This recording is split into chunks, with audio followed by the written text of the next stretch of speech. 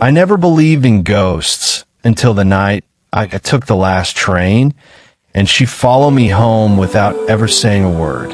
The station was nearly empty, a hollow shell of itself under flickering fluorescent lights.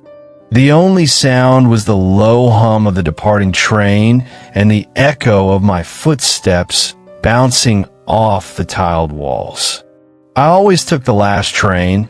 Less noise, fewer people, and a little peace after a long day of freelance design gigs in the city. My name is Alexander. I don't scare easily.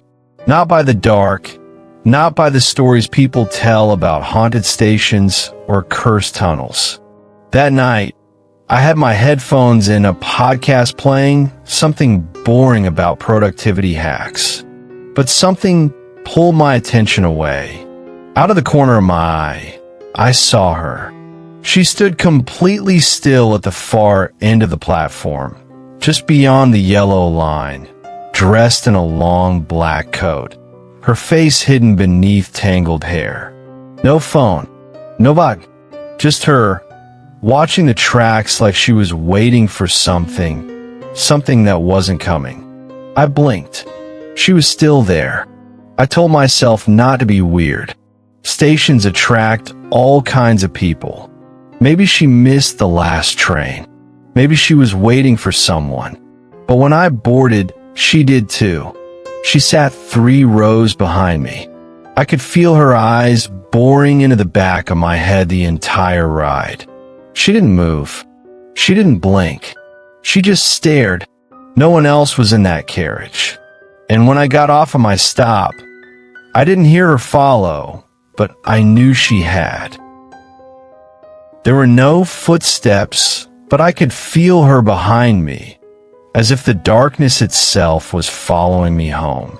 The cold hit me first. It always did at midnight. The station exit was dimly lit, casting long shadows across the pavement. I zipped up my jacket and began the 15-minute walk home, through narrow lanes and under dead streetlights. It wasn't a bad neighborhood, just quiet. The kind of quiet that makes every little sound louder. My boots thudded against the concrete.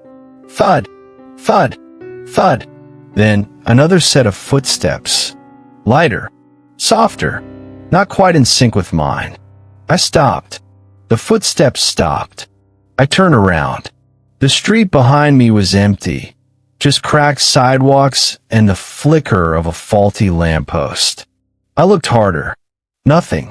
But the feeling stayed, the pressure of someone being too close, just out of reach. I shook it off. Maybe I was being paranoid. Maybe the eerie vibe of the station had crawled under my skin. I kept walking. Thud, thud, thud. Again, the footsteps behind me. I glanced over my shoulder, still nothing. But then, as I reached the alley shortcut near my building, I caught a flash of black fabric vanishing behind the hedge. She was following me. I wasn't imagining it. My pace quickened. Don't look back. Don't give her power. That's what my grandmother used to say. So I didn't look back. Not even when I heard her whisper my name. Alexander. You can lock the doors, shut every window, and close every blind, but some things don't need keys to get in. By the time I reached my apartment building, my heart was pounding. I wasn't running, but I wasn't far from it either. I lived on the 2nd floor of a narrow, aging complex at the edge of the city. Not quite abandoned, but forgotten enough that no one asked questions. The street was dead silent. No cars, no wind, no life. A pause at the front gate, hand gripping the iron latch. I told myself to turn around and check, just to prove I was overthinking things. I turned. She was standing right at the end of the street. Still, not moving, not speaking, just staring. Even from that distance, I could feel her eyes on me. Eyes like glass, blank but full of knowing. I yanked the gate open and hurried inside. My fingers fumbled the keys, but I got the door locked. Deadbolt and all. The moment it clicked shut, I leaned against it, breathing hard. "Get together," I whispered. "You're not a kid." But I couldn't shake the feeling that I hadn't come inside alone. I checked the windows. Locked. Checked the back door. Locked. Every room. Empty.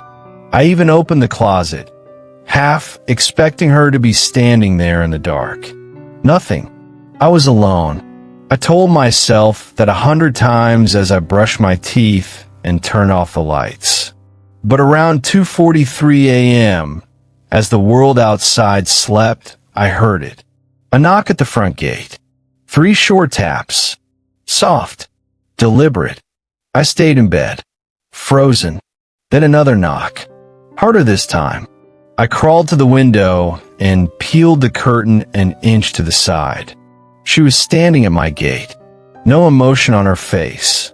No sound. Just waiting. And I didn't move a muscle. You know that feeling when you're being watched in your own home? Now, imagine looking up and seeing someone staring in from the second floor, where no one should be. I didn't sleep that night. Every time I closed my eyes, I heard the knock again. Sometimes it was at the gate. Sometimes it was the front door. And once, I swear it came from inside the apartment. But when morning came, there was no sign of her. The street looked normal, quiet, harmless, as if the night had been some twisted dream. I went to work like nothing happened. Told myself it was stress, lack of sleep, maybe a hallucination brought on by loneliness. But when I came home that evening, something was different. I keep my keys in a small ceramic bowl near the door. Always. It's a habit. But when I entered, they weren't there. I found them in the kitchen, on the counter, next to the fridge. I never put them there. I brushed it off again. Told myself I probably forgot. But in the pit of my stomach, that hollow ache grew. I tried to relax. Played some music. Scrolled through my phone. Read a few emails. Then something made me look up.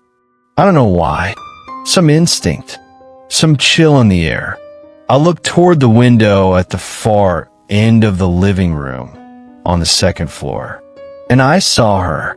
Her face. Pressed up against the glass. Pale. Hollow. Her eyes wide, unblinking. Her hair hung down in tangled strands, soaking the sill like seaweed. I dropped my phone, scrambled toward the window, pulled it open. Nothing. No one was there. Just empty air and the faint rustle of a distant breeze. But I knew what I saw, and this time, she wasn't outside anymore. Some shadows don't belong to anything. They just stand there, watching you breathe. After seeing her face in the window, I couldn't think straight. I tore through the apartment, checked every lock again, looked under the bed, inside the closets, even behind the shower curtain. Nothing. Still, the feeling wouldn't leave. It was like the air itself had changed, heavier, thicker, like I was underwater in my own home.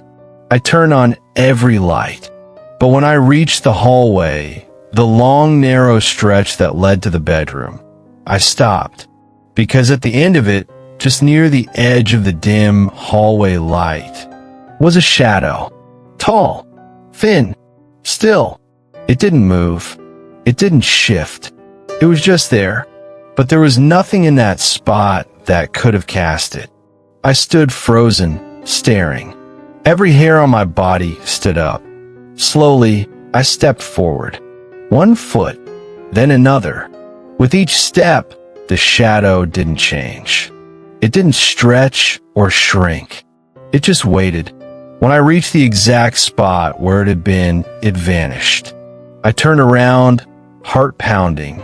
Nothing behind me. Nothing in front. but I swear I heard breathing, shallow, raspy, like something was just behind my shoulder. I didn't sleep in my bed that night. I locked myself in the bathroom, curled up with the light on, whispering, "You're not real. You're not real," like a child scared of the dark. But I wasn't scared of the dark. I was scared of what was living in it.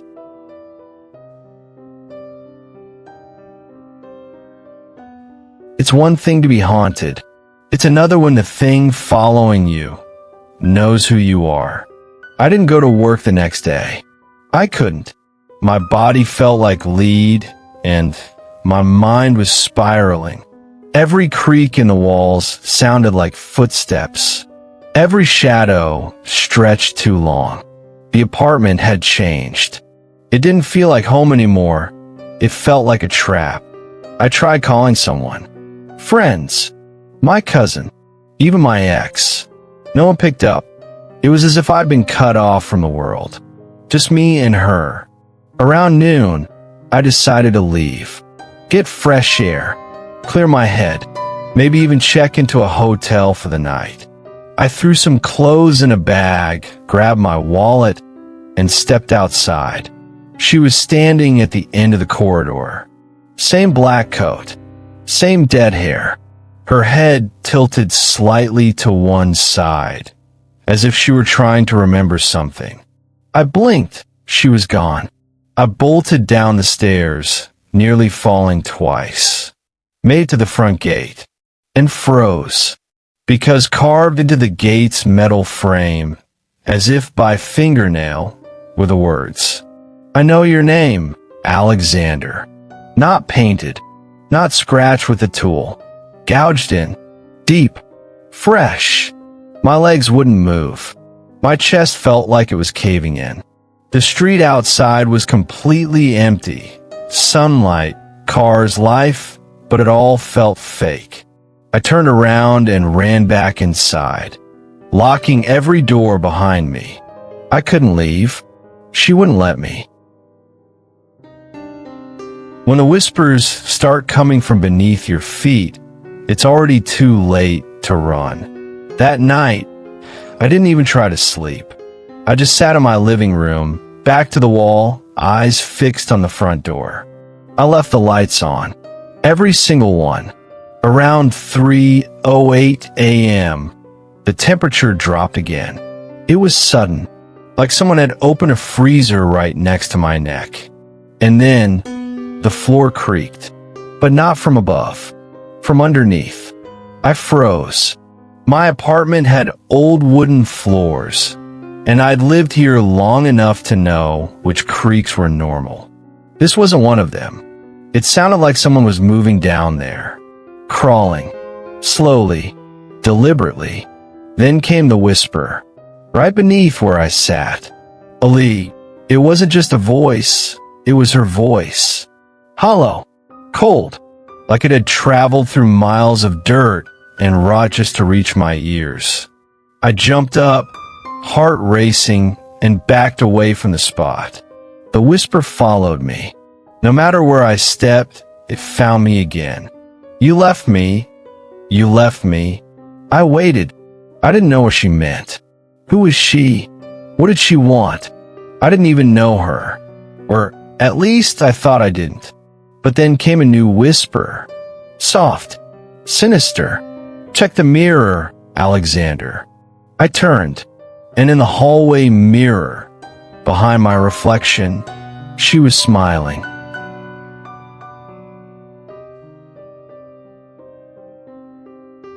A real smile never stretches past the cheekbones. Hers reached her ears and kept going. I stared at the hallway mirror, frozen in place. Behind my reflection, she stood, her face pale and bloated, her eyes sunken deep like black wells. But it was her smile that broke me. It wasn't just wide. It was wrong. Lips curled far past where they should end, teeth sharp and too many. Her mouth looked stitched open by invisible threads of malice and grief. And that smile, it was directed at me. I spun around. Nothing there. But when I looked back, her reflection remained, grinning, watching, almost enjoying the fear pouring from my skin. I grabbed a towel and flung it over the mirror. I didn't want to see her again. Couldn't. That night, I tried to sleep on the couch with the TV on. White noise, flashing lights, anything to push her out of my head. But just past 4 a.m., the screen went black. No static, no power cut, just darkness. And in the black of the screen, her face appeared again. Closer now, right behind me. I didn't dare turn around. Her voice crawled from the TV speakers, dry, brittle, full of mourning. "You forgot me, Alexander." I whispered back, shaking. "I don't even know who you are." A pause. "Then, you will." When the dead want to be remembered, they show up in places you can't forget. The next day was no better. I didn't eat. I didn't speak. I barely moved. But the one thing I did was check every mirror in the apartment. And every single one had her in it. Not always the full face. Sometimes just her eyes in the top corner. Sometimes the edge of her mouth in the reflection of the toaster, the TV, the black of my phone screen. Every surface that could reflect did, and every one of them showed her watching me. Not chasing, not attacking, just watching, like she was waiting for something. Around noon, I took down the large mirror in my hallway. Smashed it. Glass shattered across the floor like falling ice. But her voice came again, this time from behind me. "Why did you break it, Alexander?" That's where I was born. I turned slowly. Nothing there. But the wall behind the mirror, now stripped bare, had something scrawled in chalky white. Words I never wrote. "You saw me. You watched me die." The memory hit like a punch. A train station. A girl on the edge of the platform. A scream. A fall. And me, a boy. Too scared to help. Too frozen to move. The mirror wasn't the start. I was. Some tunnels echo your voice. Others echo your sins. I couldn't stay in the apartment anymore. Every breath I took in there felt like I was borrowing it from someone who wanted it back. So I ran. Back to the one place I hadn't dared to return in years. Brookline Station. The place where I saw her first. The place where I might have seen her last. It was abandoned now. Shut down years ago after an incident. That's what they called it in the papers. Just an incident. But I knew what happened. I had seen it. As a child, 12 years old, standing at the edge of the platform. There was a girl, crying. Back then, I didn't know why. She looked at me, eyes full of terror. She didn't scream for help. She just fell. Or maybe she jumped. I didn't move. I just watched. And then I ran home and never told anyone. Now I was back. The gates were chained shut, but I climbed through a broken section in the fence. Dust choked the air. The platform was crumbling. Rust streaked the walls like dry blood. But it was the tunnel ahead, the dark, narrow passageway where trains once came and went, that pulled me forward. I didn't know why. Something inside me said, "She's down there." So I stepped in. Every footstep echoed for miles. I couldn't see the end. Then the sound came. Screaming. Not loud. Not sudden. But constant. Faint. Female. And familiar. Her voice. Echoing from the dark. Trapped in a loop. "Why didn't you help me? Why didn't you help me? Why didn't you help me?" The tunnel was no longer empty. She was waiting inside. You can forget a face, but the dead don't forget yours. The further I walked into the tunnel, the colder it got. There was no wind, no light, Just that ever-repeating scream, bouncing off the curved walls like the inside of a skull. Why didn't you help me? Why didn't you help me?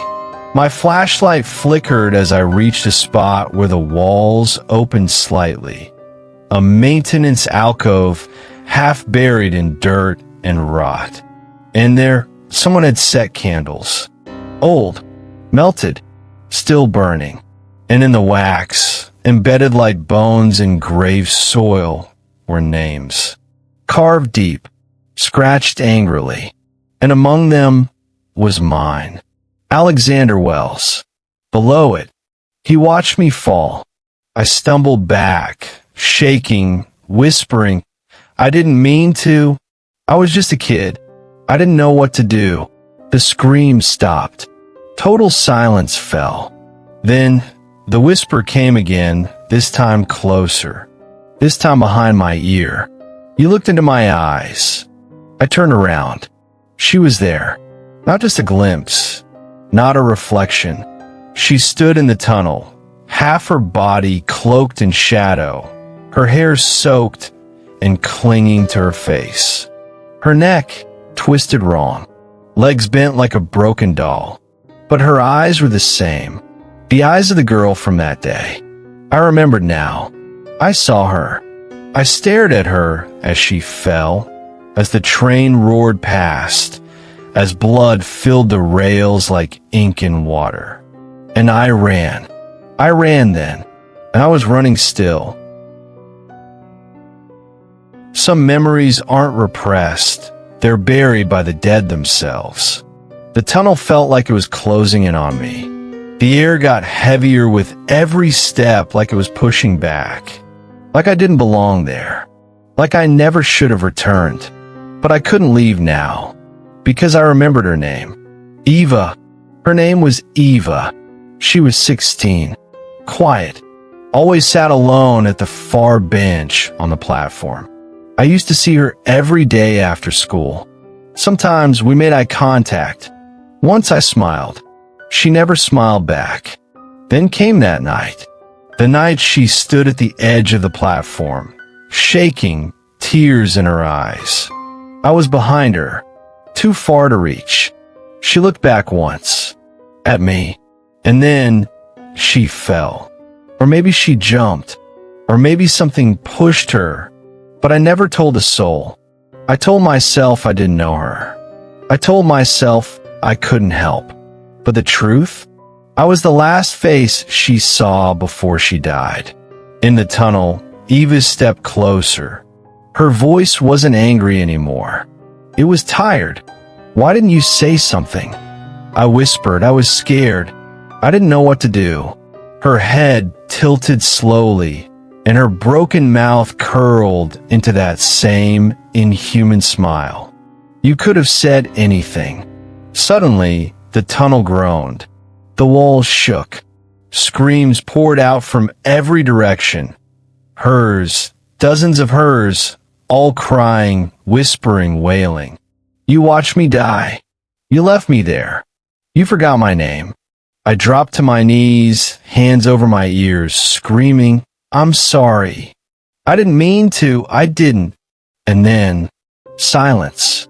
Eva stood right before me, her face inches from mine, and she whispered, You're going to remember me now.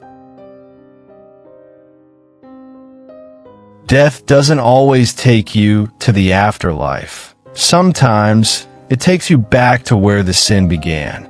Everything went black.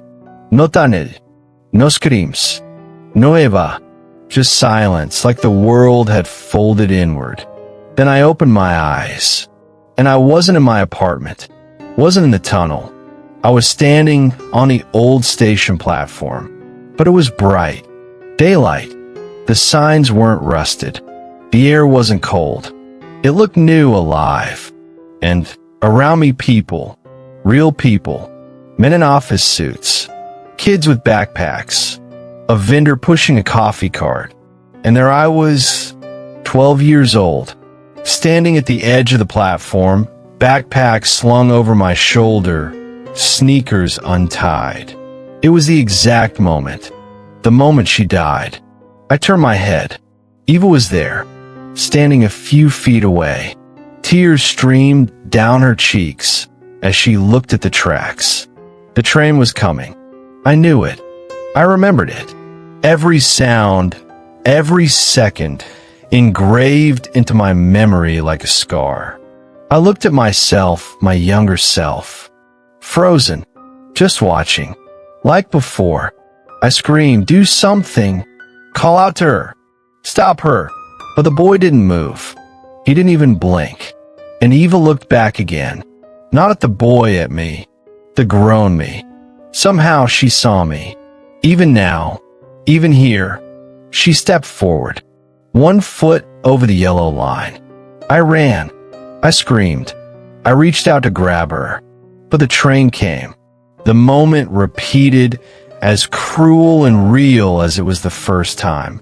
And she was gone. Some people die, but not all of them leave the room. I jolted awake, gasping, sweating, back in my apartment, back on the couch. The daylight outside was gray and ghostly, like time itself didn't know how to move forward. Was it a dream? A vision? Time travel? Or her curse? I didn't know. But one thing was different now. I remembered everything. Her name. Her fall. My silence. I had buried evil like a secret, sealed her inside my guilt, and walked away. But she hadn't stayed buried. She waited. In tunnels. In glass. In corners. And now, she was done waiting. Because on my hallway wall, in fresh black ink, 5 new words had appeared overnight. Come to my room, Alexander. I didn't know what it meant. Until I remembered. There was a locked room in this apartment when I first moved in. The landlord told me it was sealed off for repairs. Said to ignore it. I never questioned it. But now I could feel her on the other side of that door. Waiting. I stepped forward. The keyhole was rusted shut, but the doorknob turned anyway. The door creaked open with a sound like bones shifting. Inside, dust floated like ash. The room was empty, or it should have been, but in the center, on a small twin bed, she lay there, eyes open, dried tears on her cheeks, and written across the ceiling in red strokes. Say my name.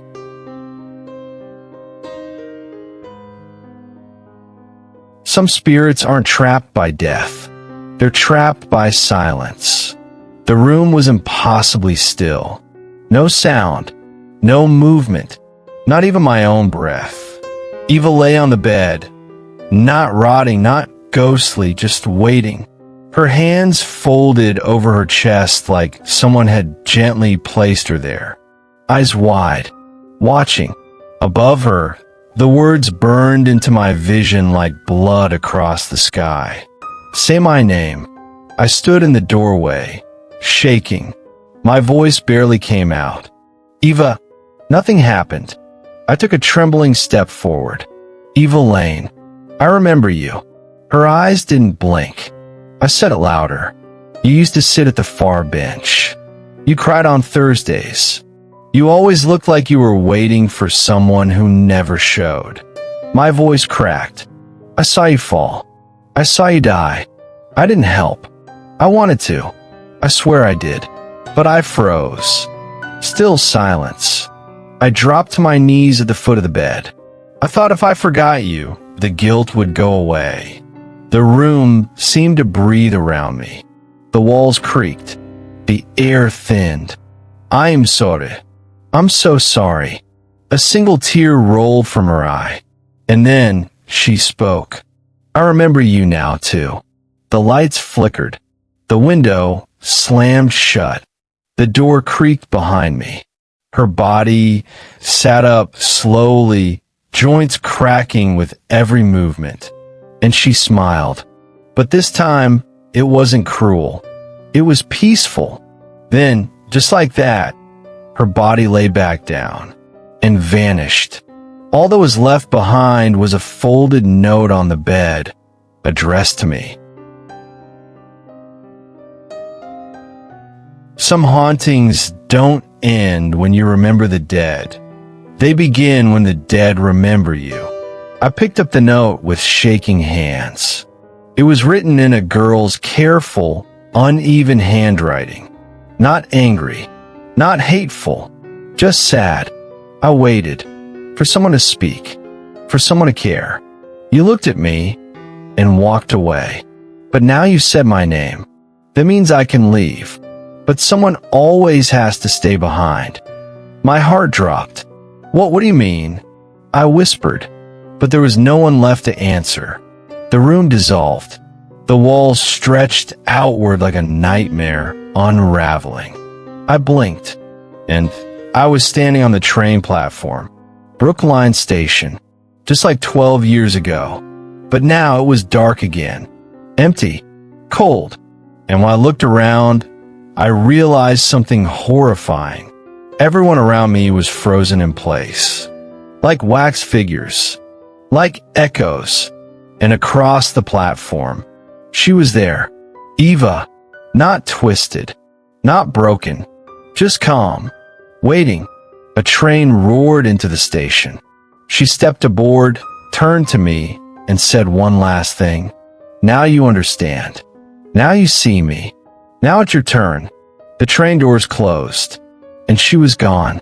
I turned to leave, but the station gate was locked. The lights flickered, and I heard it. Footsteps behind me. Then a whisper. You didn't die, but you never left either.